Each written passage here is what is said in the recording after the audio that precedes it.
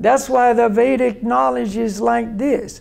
You, the spirit soul, need spiritual happiness, and for this particular age, of all ages, transcendental sound, spiritual sound, sound descending from the spiritual realm, not from the material realm.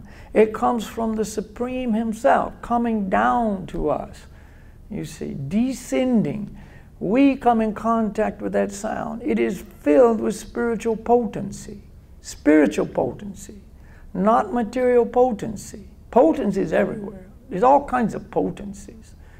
But what we need is spiritual potencies. Spiritual sound has spiritual potency, and this has the ability to purify us of our illusions, satisfy our need for spiritual food. Just like our material body needs material food. We feed it all the time.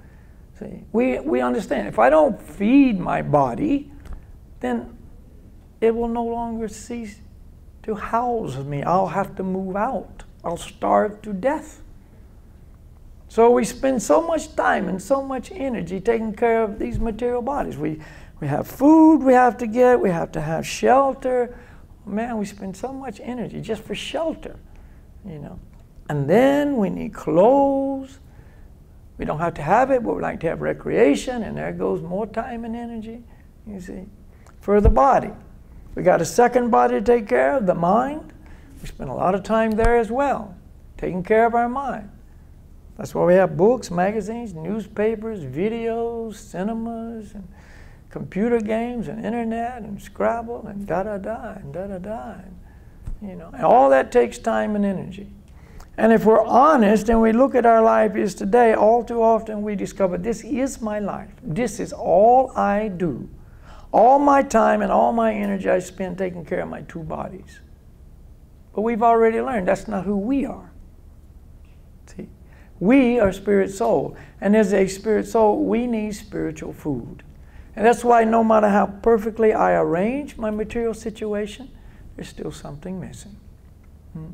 Still something missing. It's like having a bird cage with a little bird inside. And all day long we polish the cage. And we've got a beautiful cage, but we never feed the little bird. Little bird is hungry. Little bird is never satisfied. Little bird never sings. We're like that little bird. Yes, as a spirit soul, we need spiritual food. So, this transcendental sound is the food for the soul. It comes to us in the form of mantras. Man means mind. Tra means to deliver. Mantras have the power to deliver our minds from the material realm to the spiritual realm. That's a mantra. See? Some people think you can make up your mantra. Anything you want, you just repeat over and over and over again. That's a mantra. It's not a mantra. It has to be transcendental sound.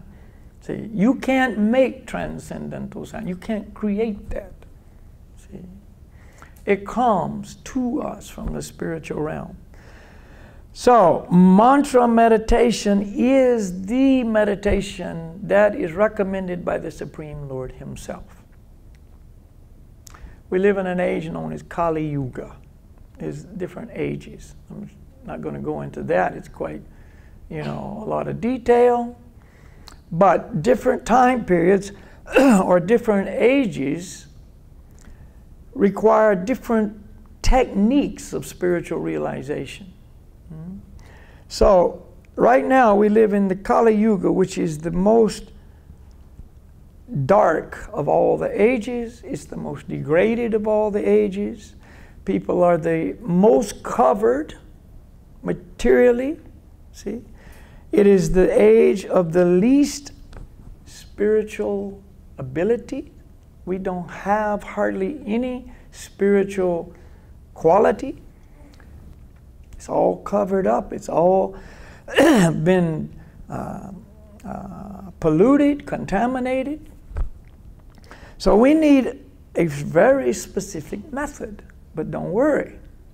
The Supreme Lord designs a perfect method for the perfect time. So for this age of Kali Yuga, we have been given mantra meditation. Mantra meditation. The latest incarnation of the Supreme Lord appeared on this planet 500 years ago, Lord Gauranga. And he himself declared this. He practiced himself. He practiced mantra meditation to set the perfect example. He also taught it to millions of other people. See? Therefore, we, following in this lineage and the footsteps of Lord Gauranga, are also practicing it ourselves and teaching it to other people. Again, not creating, just passing it on. Receiving and passing. This is spiritual practice. You receive, you pass. You receive, you pass. You don't receive and keep. That's material life. You get money, you keep it. Zip your pocket up. See? Now, spiritual life, the opposite of that. In all categories, spiritual life, material life, quite diametrically opposed. So that's what we're going to learn tonight. We're going to learn some mantras, and we're going to learn a couple of different ways to use the mantras. See?